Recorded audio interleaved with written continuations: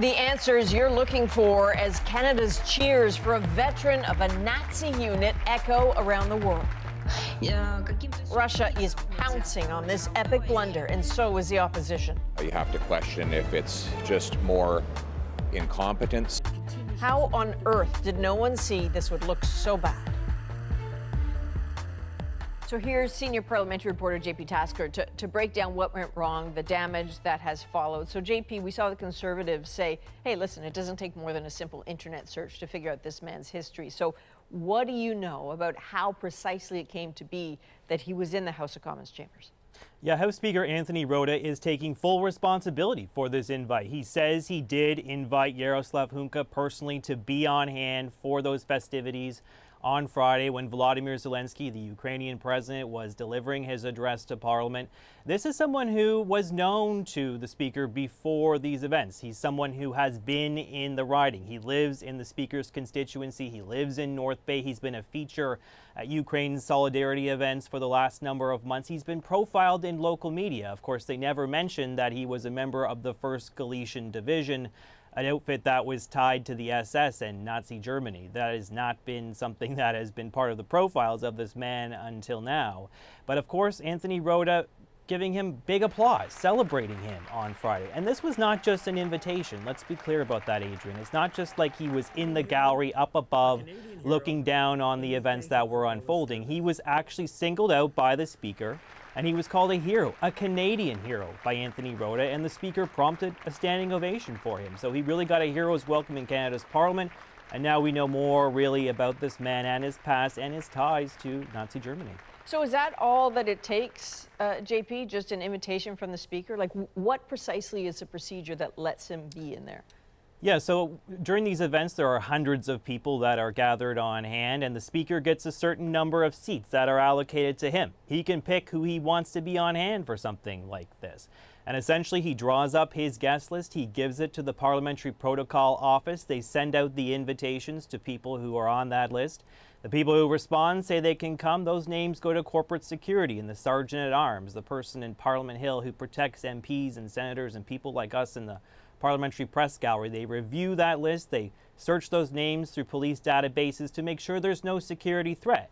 But they're not doing a Google search like the Conservative leader suggested today. They're not doing a political vetting. There's no issues manager that is looking over their shoulder to see if there's someone who may be problematic, someone who may be embarrassing to the government or the Speaker or the Prime Minister or Mr. Zelensky himself. They're not doing that kind of granular details. Some people today suggesting that maybe they should, because there really is only hundreds of people on hand. There's not thousands of people. It wouldn't be all that arduous to do a little more a careful vet of some of the people that are within 10, 12, 15 feet of world leaders like Zelensky, who's in the throes of a battle right now, who's in the throes of a war and is facing many threats to his life. Maybe something like that should happen.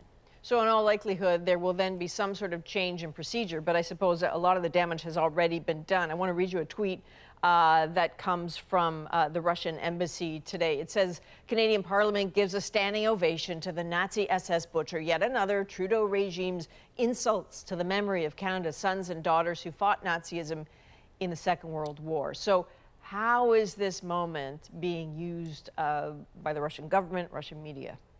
Yeah, Russian propagandists have pounced on this. Of course they have. Some experts we spoke to today say this was a gift to the Russian government. This really does fuel the false narrative that Vladimir Putin has been pushing since the beginning of this war, that the conflict in Ukraine is really about rooting out Nazis.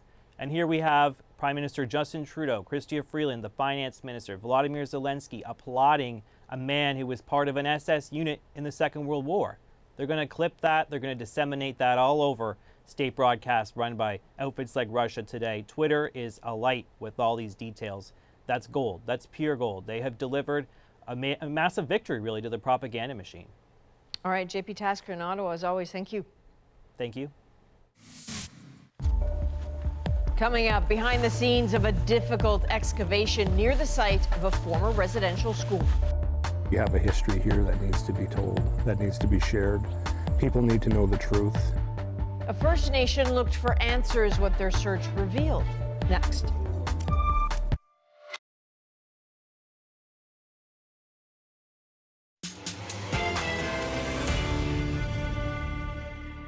Your exclusive look at a wrenching search for the truth.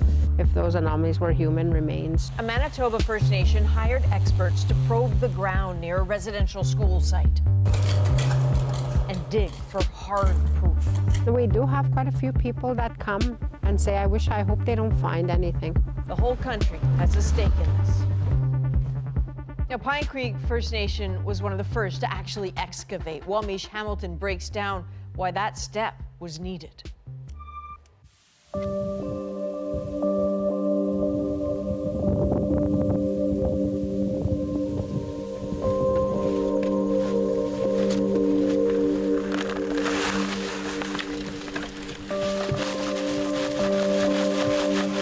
In western Manitoba, they're sifting through fragments of a difficult history. This archaeological team is poring over dirt from the bowels of an old church. It was next door to a residential school that existed here for almost 80 years. So these are called shaker screens. The Pine Creek First Nation hired forensic anthropologist Emily Holland and her crew from Brandon University to conduct this project. One thing about doing this work in any kind of archaeological context is to be thorough and systematic, right? So by the time you're done, you can say, you looked at everything that was in here. They're among the first in Canada to dig at the site of a former residential school. What they find could have profound implications for other First Nations considering their own excavations. Tell me where it is we're going and what's down there. Well, right now we're going to go into the basement of Our Lady of Seven Sorrows Church in Pine Creek First Nation. And they have identified 14 different GPR reflections in here, and we're in the process of excavating them. Please go ahead. Watch the first step.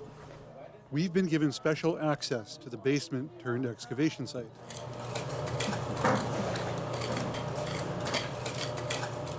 Survivors told stories of horrors here, of bodies buried. Over the past month, the team has dug 14 holes. So there are 14 reflections identified in this basement.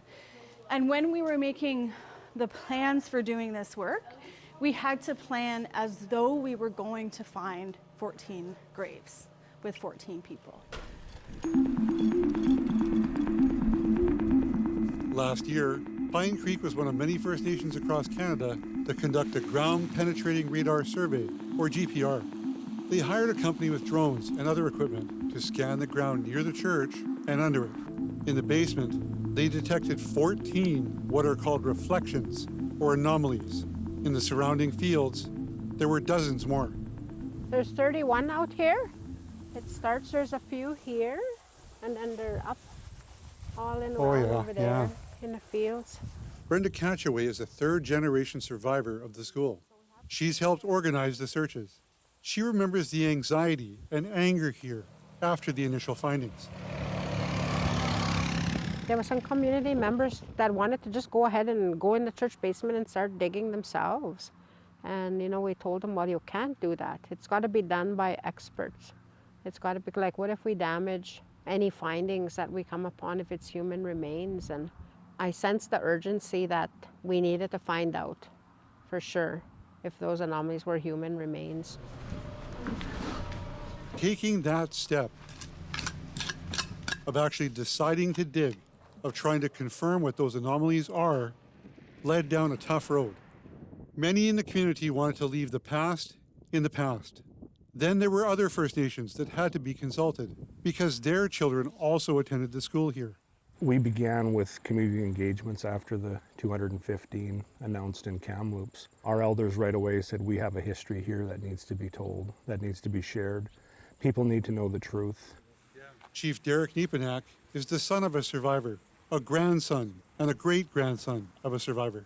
The limbs of his family tree are weighed down by hard memories of this school. This huge decision was left for him to steer. But this has been very, very difficult for me as a boy from this community. It's not been easy, and what makes it even more difficult is that because my heart is exposed to the process, I'm vulnerable. vulnerable to the criticisms of those who did not want to go this way. There were different perspectives about this issue during your consultations, and not everyone necessarily agreed with excavating. How did you deal with that? Must have been tricky. It was tricky. It was difficult. There's people who would rather have left things alone completely. At the same time, I think the vocal majority in the room in the community engagements wanted certainty. They wanted to find the truth. They wanted people held accountable, and to that end, we prioritized that voice. On top of those divisions were questions about the reliability of the technology that led them to dig. Would the GPR survey lead to the discovery of human remains? Or would the excavation come up empty? And what would that mean? And then I'll give you a point at 15. Our crew watched as they completed their search in the basement.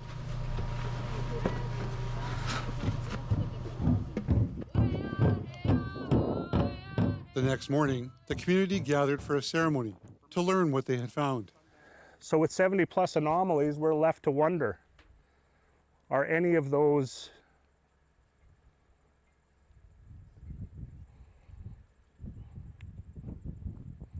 burials of our ancestors? Emotions were close to the surface when Chief Nepack made the announcement. And when they did those 14 digs, they did not find any evidence of human remains underneath the church. So of those 14, 0 of those excavations reveal anything looking like human remains. So how do people here feel? Some said the team must have dug in the wrong spots. The chief worried it could affect other First Nations in their search for the truth. But he says the dig was still the right choice. I'm absolutely okay to be able to say, we did identify reflections there. Those reflections turned out not to be human remains. So I would ask every single person out there who is receiving information from communities that are doing, science, they're doing the scientific research to identify these reflections and then putting out numbers. Be very cautious. Don't stop there. Take the next steps you need to, but do not let the ground penetrating radar numbers be the conclusive evidence that you need to arrive at your healing pathway. In this, you can see there are 2 giant rocks in the base. So this is the floor of the reflection. It's completely excavated. For the team from Brandon, the excavation points to an important discovery. The GPR technology did what it's supposed to. It detected differences in the soil. They found old nails, glass, large rocks, This dark layer here. layers of ash, perhaps debris from a fire decades ago. There's some ceramic. There's a pattern on it. If it's not human remains, what does that mean now? For the context of this work? Or, Yes. I think, first of all, we always have to remember that GPR cannot tell us for sure that it's a grave or that the reflection contains human remains. It's just beyond the technology. The only way to ever understand what's in a reflection is to excavate. But, she stresses, this search was not a clear example of what to expect as other communities continue to investigate. This church basement, though, is a really unique situation. It's not something where I think you can draw direct parallels between the work here or even the reflections that have been identified outside of the church. And certainly you can't draw direct parallels to any other work that's going on in these kinds of investigations in Canada. With the results disclosed, the community was welcomed into the basement to see the work for the first time.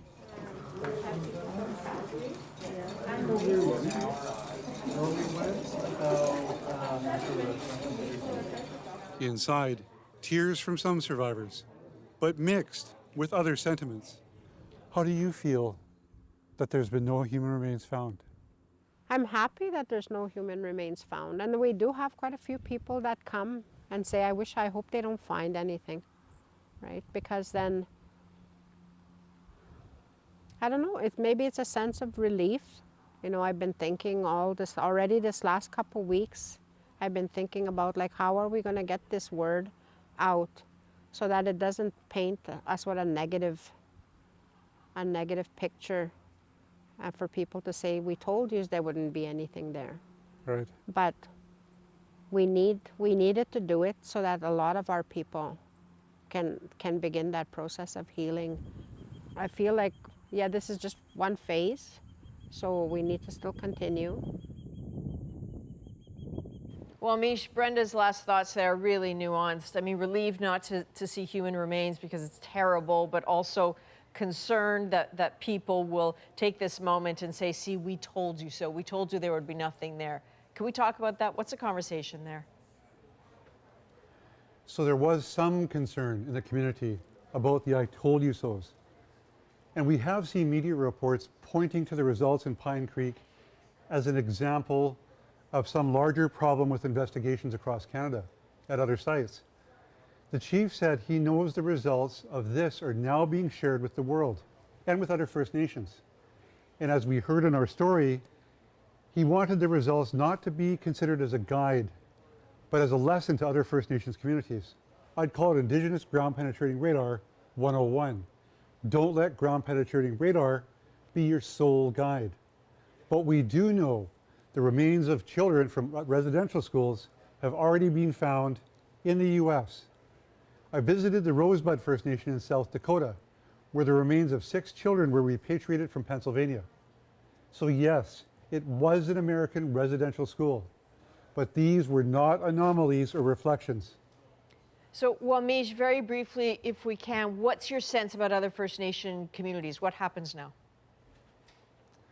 It's all been pretty quiet, but here in BC, the Williams Lake First Nation bought the land that a local residential school once sat on in their territory, and where dozens of anomalies have also been identified. Now that the property is protected and they are interested in excavating. Meanwhile, in Pine Creek, there are still more than 57 anomalies outside the church in the field, but the community has not made a decision whether or not they're going to excavate. All right, Wamish Hamilton, thank you for your reporting. Thank you. A reminder, anyone affected by residential schools can get emotional support and crisis referral services at any time. Just call 1-866-925-4419. Well, coming up after the break, some good news on the gridiron in Manitoba this weekend. Snap is good. The hold is good. Maya Turner has just made history. How a young woman is scoring points and rewriting the record books in our moment.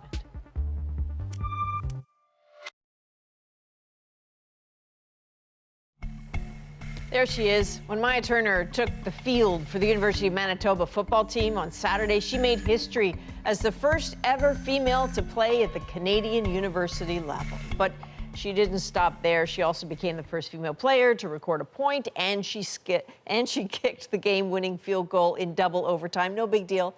Her fairy tale debut is our moment. Snap is good. The hold is good. Maya Turner has just made history.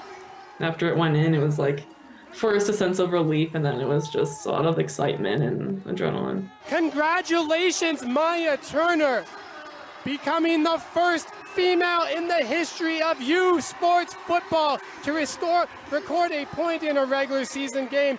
When she hit that, I went to her on the sidelines. I had tears in my eyes, and I said, I'm telling you this both as head coach of a university football team and as the father of a daughter. You've accomplished something great today. I hadn't gotten anything really like that from a coach ever, so that was a really special moment for me as well. Can she go 2 for 2? And then it's up. The field goal that I kicked in double overtime ended up being the game winner. Ball game on the strength of Maya Turner. If you're determined enough, you can make it happen. You go, Maya. So her team, of course, gave her the team ball. And then the CFL called and said, look, we'd like something of yours. And then she said, yeah, maybe at the end of the season, I'll give you the cleats or something, but not the ball. The ball is mine. Of course it is. For all of us here at the National, thank you for being with us. You can watch anywhere, anytime on the free CBC News app. Subscribe to the Nationals YouTube channel. I'm Adrienne Arsenault. Take care.